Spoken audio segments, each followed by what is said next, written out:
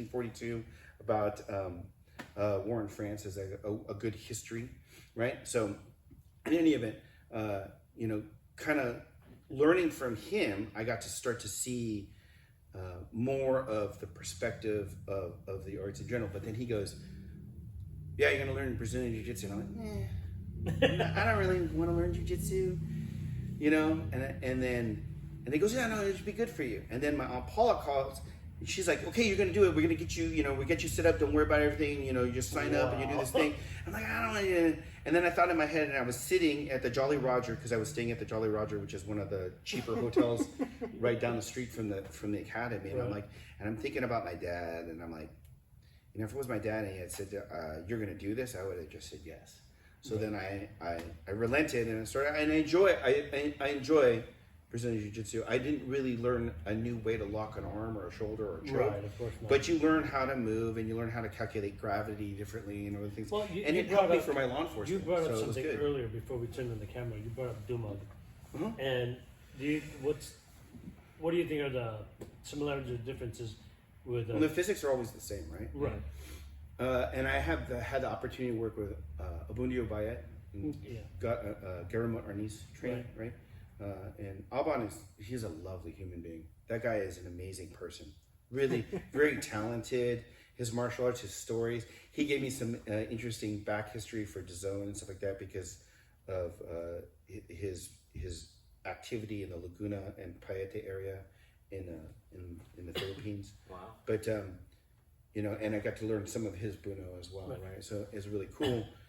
And I would say, from as far as Filipino grappling is concerned, it has a lot of the elements which I would call cognates from Western wrestling, but it's not as specialized, nor is it as diverse, right? It's more general in comparison to actual catch kind of wrestling. There's a lot more stalks, a lot more holds, a lot more detail, right? And the same thing with Brazilian Jiu-Jitsu and the kind of comparisons, right? Unless we're talking about standing grappling. If we're talking about standing grappling, they're not as good. Even the Yuwara that I've learned in Japanese Jiu-Jitsu does not compare, in my opinion, to the way. And I think it's mostly training methodology, because there's only so many ways you can lock the leg, right? But training methodology-wise, the Philippines, as a martial culture, enjoys a contiguous military documented history to today from the 1500s. What other culture has that? Krav Maga was made up in the 1950s, so was Taekwondo, right? I mean, it's nothing saying that they're not good. They're good, they work, but it's not like they have a storied tradition of, 500 years. They don't, right? And the Kinjitsu and the Japanese arts died during World War II because, shame on you, you were hanging out with the Nazis, right? So you don't have that historical background. And so what happens over time, talking about biases in teaching, right? Yeah. Is if I like something and then I teach it to my, my main guy Patrick here, or my top most senior students, Lauren and Justin, those guys, and then they go, I only like this, and then what we have is a replicate fading. That's what we have, and so you have a deterioration of the art over time, over preferences, right? You know who I noticed who doesn't do that is Grandmaster Bill McGrath. Yeah, he stays through the whole traditional. He doesn't change. I mean, he took the time to learn the entirety, and then rests on his own. But he still keeps the entirety. He never. Have you noticed that? But he did just his own way. Yeah, he keeps it pure. He was the top guy in the '80s for Bikini under Mang Leo. Yeah. Right. So Mang Leo, he's people like him, people don't like him, but you can't take away the fact that his footprint, his stuff is right, that he's created and what he's done for the arts, good, bad, or indifferent, has been a lot, and it's something to be lauded and respected. Oh, right? Definitely. And definitely. Bill McGrath was his first, most big senior student, Yep. right? And if you don't have Bill McGrath, you don't have Doug Marqueta. Think about that. Yeah. Right? And most people don't even. I talk to people, and I don't think they even realize that his background is bikini. Mm-hmm. Oh yes. He's godfather to my brother's kid. Yeah. Oh wow. Yeah, that's cool. He's definitely Koya Doug to me. Yeah. But yeah, you're absolutely right, because back in the day, Doug trained my brother, who created what we have now. Yeah. Mm-hmm. Before Marqueta College. Yeah, before Marqueta College, but that's where he got all of his stuff, and said, and to my surprise, Doug said, because my brother changed it. Said, well, a lot of the stuff doesn't work for me individually. So he modified it so that it would work for him. And he sees Doug 10 years later, and Doug says, that's exactly where that should go. You did the right thing with it. He goes, he was, you know how other instructors say, no, fuck you, that's mine, you're right? But Doug is like, no, that's exactly what should have happened with that. I think my personal opinion on that is that I think that you should try to adhere to a standard. Yeah. I mean, the problem with martial arts and ranking is that there isn't a standard. Right. Right? So, I mean, you got some guy who's being lauded as a master. He's been training for like maybe 10 years. Right. And then you got other people that have been, they're just instructors. They've been training for 40 years, teaching for 20. Right. Like, I mean, like, how do you, I mean, that's the problem with that, right? And then, you know, there's that old school from my dad's, you know, generation, you know, my Uncle Frank DeFanti, you know, who's still alive, occasionally teaches his grandchildren, but he was one of my teachers, and now he treats me as his senior, as the head of the system now, but I mean, he learned directly under Monong Leo, under Monong Angel, and under Monong Max, right? Like, he's one, and my Uncle Remy, who's my mother's brother, same thing, right? Like, they have this perspective on how to train and do things. I think that standard should be there as long as we understand that this is our baseline. Right. And that you as an instructor or as a practitioner need to branch off that to get your own thing. But the thing is that you don't have the thing that you have unless you go back to that. Yeah, it's like that whole, I'm a JKD instructor under my Uncle Danny, right? And I enjoy training Jeet Kune Do. I think it's fun, right? But I don't entirely agree with the absorb what's useful, discard what's useless, and add what's wholly your own. Because I think that in most cases, people take something that they find useless, and it's because they don't understand it. Right? Or like the whole adage, like, disarms will never work in a real fight. Sure they do. Maybe you suck. Have you taken that? Have you taken that argument yet? Because I will go and go like, I am shit at that technique, but that doesn't mean that the technique doesn't work. Right. Like the wing block or something called pluma counter or the shoulder counter. Like there's lots of people that poo-poo that counter. Right? They don't like that counter. And I'm like, you know what? Most of the Serrata guys, they love that counter. And they make it work at full speed and at full power. So the argument goes is, do we go through the 3, 5, 6 months of learning that counter and it sucking, and then eventually being the thing that they can use and they can rely on, and it'll save their life?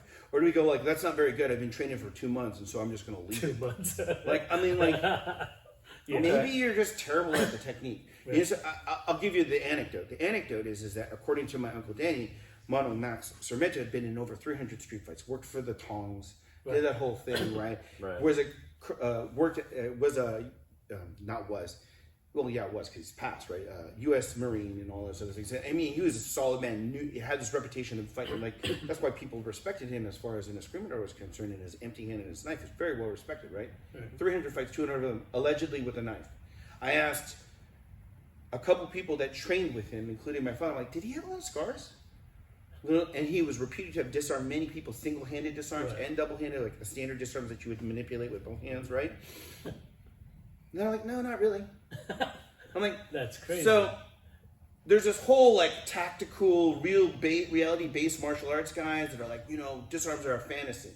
And then you have these old masters that are doing stuff and so either you venerate the elders and you do that, or you're telling me that they're wrong and they lied and they suck. Which one? You can't have both. Yeah. Right? And the reality is that, you know, if a disarming technique is going to survive 3 generations, right? Is there dogma involved? Possibility, right? Or is that maybe there's some efficacy there? Or maybe, you know, and then let's even remove ourselves from that argument and just say, which is the most useful argument for me to become better as a practitioner? Do I say, that's crap and I'm going to leave it? Or go, maybe there's something there and I just don't understand it. What's going to give me the greatest growth? Right. Generally speaking, going, I'm going to swallow that pill. I may never use it, but who knows, right? Because I can tell you, I've worked in bars as a security person in events and did some executive protection, right? Very little, right?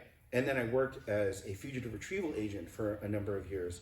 And there are things that I've done that I'm like, that's crap. I would never do it. And then I ended up doing it. I'm going, oh, that's pretty good. and it was a wrong technique. Right. Like, you don't do it that way. And I'm like, you know. And so now I have this argument or this sentiment with my students. They'll be just like, it's okay. I don't want you to teach it that way because that's not physically sound. It's not geometrically sound, but it works. and it works because a person's hand was weak or something else or whatever else. But I can't take away from the empirical knowledge that you have, that anecdotal experience of going, no, that shit works. Right. Because the thing is in the end, whether it's right or wrong, you did it left-handed or right-handed or whatever, if you got to go home the next day, it worked. It worked. And so we have to temper our desire to keep the standard with also acknowledging that there's an ability for us to express as practitioners, and that while the standard is the standard because it's probably the most ideal, hopefully, right? We also have to make that is an argument. We have hopefully, right? That's the hopefully part, right? Yeah. But we have to make allowances for the idea that, what if, how often do you train wet? Right? Because wet changes everything, especially grappling, right? And that's the thing with MMA. Like once you get to the third round, second round, and also a lot of those holds don't work the same way that they used to work, right? Yeah, especially with disarms the are the same way, but disarms in FMA we calculate blood, right? So now what happens? We're bleeding now, right? So how does the technique change when we're bleeding, right? Have you ever had blood in the eyes? Yes. That's right. Water, any of those things. All of those things eventually in some way need to be simulated or calculated in your training. That's why the United System of Eskrima emblem doesn't say United System of Eskrima and then all the other things. It says Philippine Weapons Combat, then the United System of Eskrima. So there's this tempering of, we're talking about martial arts comes exclusively from the Philippines, that it involves weapons, but our perspective is that this is the weapon, everything else is tools. And then combat, it needs to be seated in combat. And not combat like there's a referee and a timer and all of those, right? We would train in the ocean and we would you just thinking, okay, now try splashing each other in the face and see what happens. Or we train in the, we did that too, right? We would do stuff like that all the time, right? We would do how does that change your art? Because we don't train it. We're in a beautiful school here in Los Gatos, California, right? And the mat's beautiful, the lighting is decent, right? The sound is so you can hear the people in there, and it's great. But the thing is all of my fights occurred at nighttime, except for maybe 50 of them, right? A few, most of them occurred at night, and then you don't know what's going on, and there was other people that you have to calculate because it's not one-on-one all the time, and so you need to have a way to go and say that technique is the way that you did it is not ideal, but it will work under certain occasions, right? And there are certain techniques that this is my go-to, as an example. A lot of people like to do good stop block on a horizontal forehand strike to the waist, which we call angle 3 in most systems, right? So a lot of people like to use a good stop there, something like a stop, right? I have a bahi. You could call it a garrote. It's the length of a greatsword. Wow. And it has a handle like a two-handed sword handle, but it has the shape of a sword. It's a flat piece of bahi. If I swing that as hard as I can, I don't know that you can actually stop it because the physics are not right.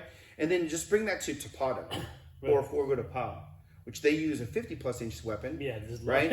And then they go wham. Grandmaster Emiliano over there in Sacramento, they're breaking baseball bats, aluminum baseball bats in their training. Right? I don't know if I want to try a cross block on that. Not gonna work. Yeah, that's probably gonna be that guy's really crazy with the stick. It'd be really terrible. It's not that his art is better. No, it's that his art is calculating a different kind of physics. Right, because of the acceleration.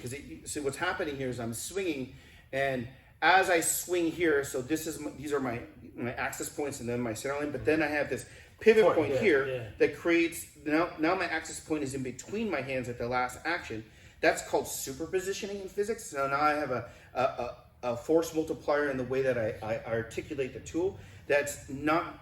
You can't do that. You can't do a Balintawak block or a De Cuerdas block or even a Serrata block and hope to stop that. You just can't. It's just a different kind of physics.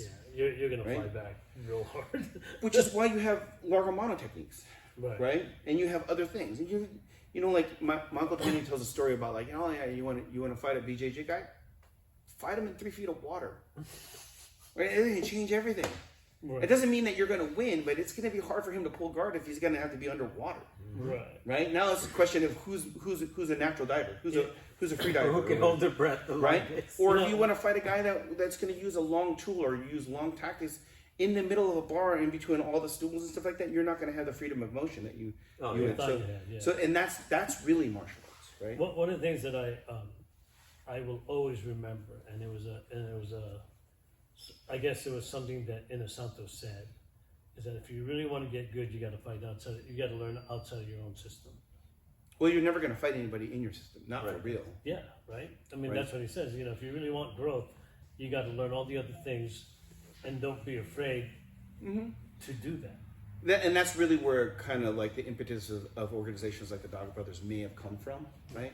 And you know, because there isn't really, at least today, and to a degree less so, not as much, not complete, you know, carte blanche.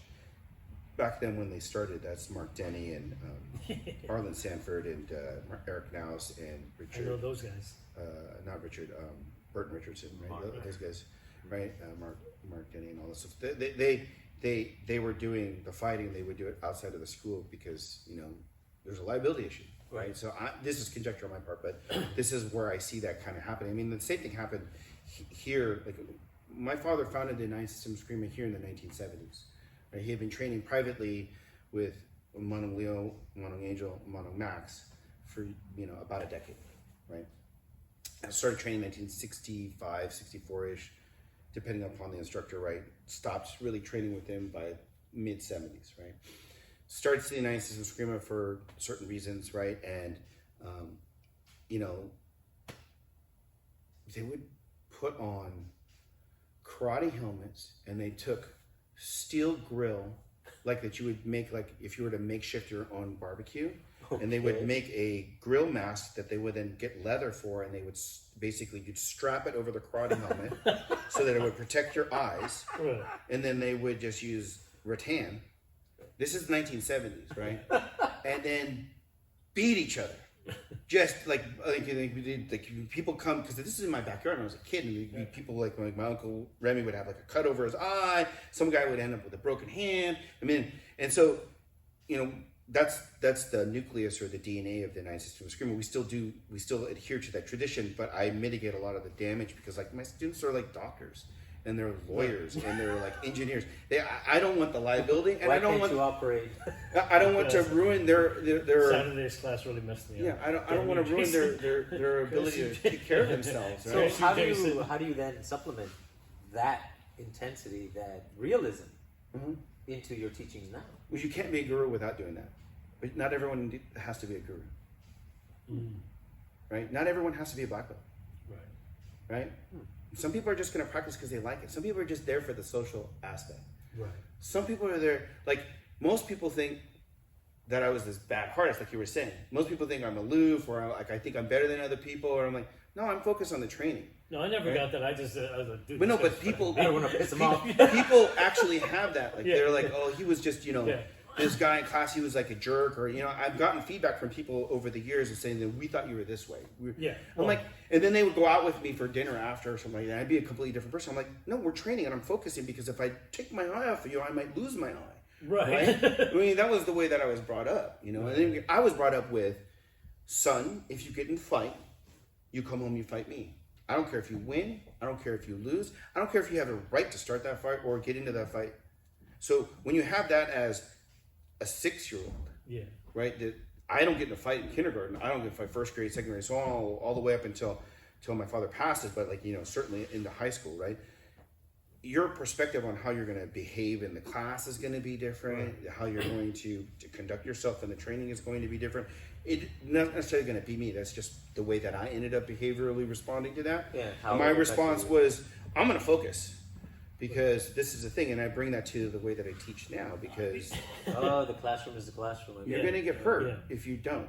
Right. Now, you know, like my students don't experience that necessarily the way that I do, because I try to make them have fun as well, because not everyone's there to do that. So to answer your question again, not everyone has to become an instructor, but you cannot become an instructor in my system. You can't even become an advanced student unless I get to swing at you as hard and as fast as I can as you do your basic technique. I'm going to swing at, like this guy over here that's behind the camera is just watching us, Patrick, right? Yeah. I'm swinging at his head as hard and as fast as I can, and she's got to be able to use, and I'm telling him what I'm going to do, but I'm going to do as hard and as fast as I can, and he's got to make that technique work, or he can't move to advanced. He can be a practitioner, he can be my student, but he can't do that. He can't move to advanced because he can't do that, right? And then you can't become an instructor. That's my. Both of those are traditions that I adhere to that my father started, which was, the other one is you can't be a guru unless you flunk. How are you supposed to be able to teach with any kind of experience and any kind of, like basis in reality without having at least some experience of what it's like to have someone try to take your face off? Right? Yeah. Damn And it, so, I need to get into a fight then. I don't know about that. Patrick, right? you want to kick his ass right? Right? So there's got to be an element. And the thing is, too, is that that makes sense, though. you have more value in your art if you felt like you went through an ordeal to get it. Not just a physical, fitness ordeal, although that's part of it in some martial arts traditions and organizations, but also just like the harrowing emotional experience of, this guy's going to hurt me if I make a mistake. I'm not going to just like I might not be able to use my hand ever. That's always a possibility. I've broken students' hands. I mean, it's not something I brag about. It's just like this statement of facts. Oh, right? like that guy in Germany?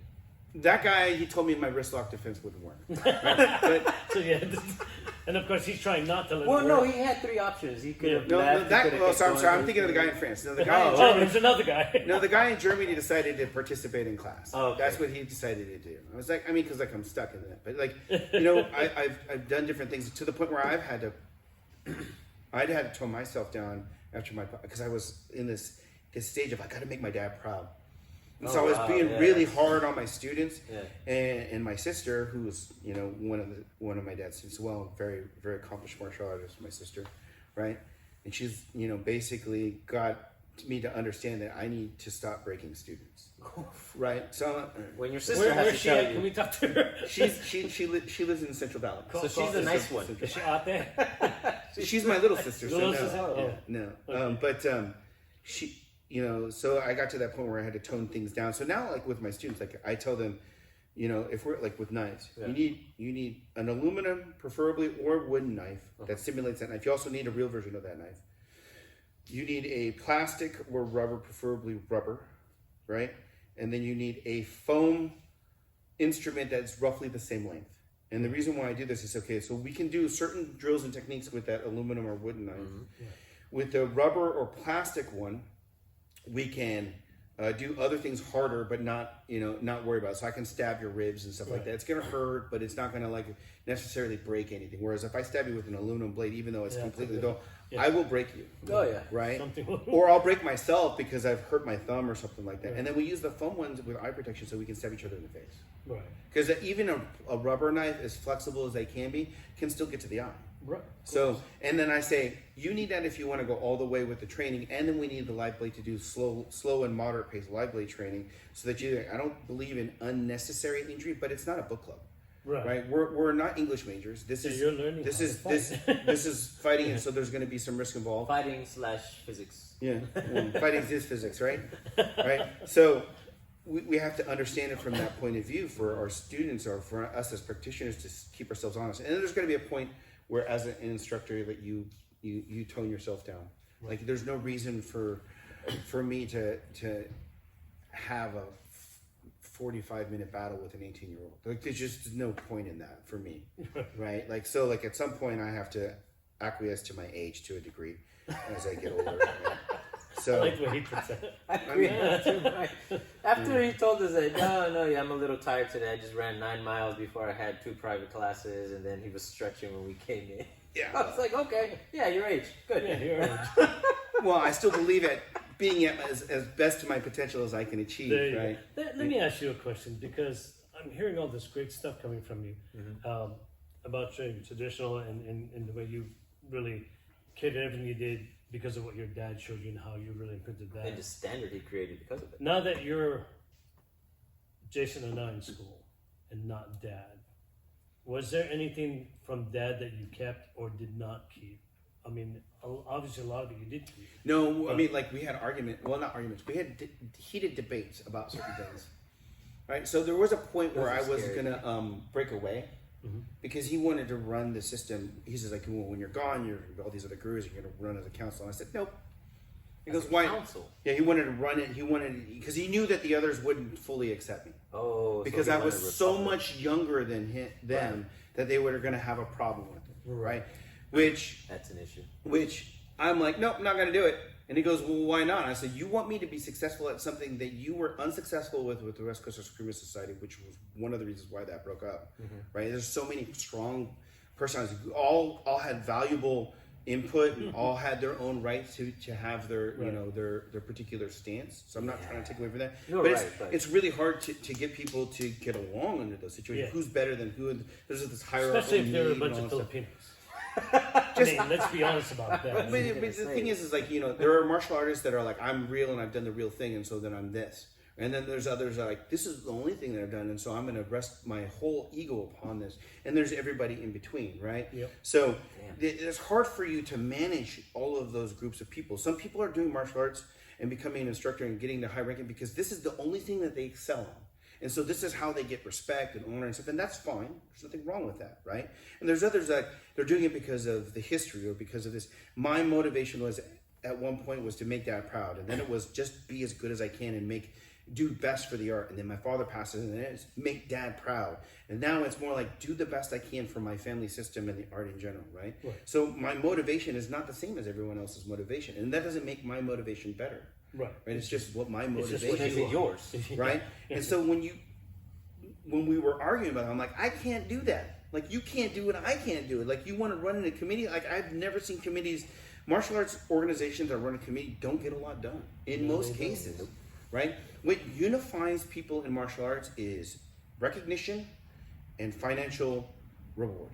Right. Those are the two things that motivate people in organizations that have multiple instructors and multiple styles doing multiple things together. And there's nothing wrong with that. That's just understanding that's my objective observation.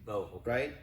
Is I see people get along when people are lauded, when they deserve that, if it's a meritocracy, and I see people get along when they don't feel like they've been cheated financially. Right? It's not even that I make the more money than you do. It's mostly I don't want to feel cheated. Oh, it's probably a good time to tell you this costs $250, so we need a check or cash after. All right, third party out of state. Take third party out of state, out of country. Yeah, right. There you go. Cashier's check. Do you take Deutschmarks? I got those. I got a bunch of those. As long as it's a good transfer. So I mean, like, so. You know, and at that time I was developing a separate curriculum because I fought a lot during that time. Right. But then he came around to understanding where I was coming from, and he agreed that that's probably not gonna work. Time out. You fought a lot, as in we argued over that. I thought you meant like you were. My father and I fought. Yeah. Oh. Yeah. For real? Yeah, I mean, how am I going to be any good and meet his... You can't beat the guy. Well, I wasn't so much beat him, just that I could stand on my own. Yeah, good. Right? So, I needed to be able to... Damn. My father was like... It was 1994, 93, 94, and he goes, oh, so you want to be the head of the system? And I go, well, I mean, you've been training me for that. That's the obvious. Isn't that what we've been talking about? And I didn't really want to do it for to be important, because I mean at the time I was studying existential philosophy, and that really influenced my perspective on people in general, and life and stuff. And so I really makes a lot of sense. Don't really care for labels or the idea that I would have to lord over other people. That's never been my thing. I have a tight circle of small. I don't have a lot. I mean, I know a lot of people, and a lot of people I could call friend and stuff like that. But like, I have there's like 3 people that I actually talk to on a regular basis, right? So I mean, it's just like, so I wasn't interested in it for like I want to be important, or I want to make a bunch of money, and it was never one of those things. It was mostly just like, this is my family tradition. This is what you brought me up with, and this is I want to do you proud, and all these other things. He goes, okay. Go out and start your own organization or your own network of people to work with. Bring me seminars, bring me these things, do these things.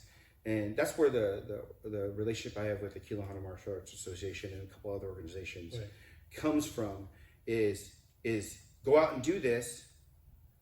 You cannot use my name to open the door.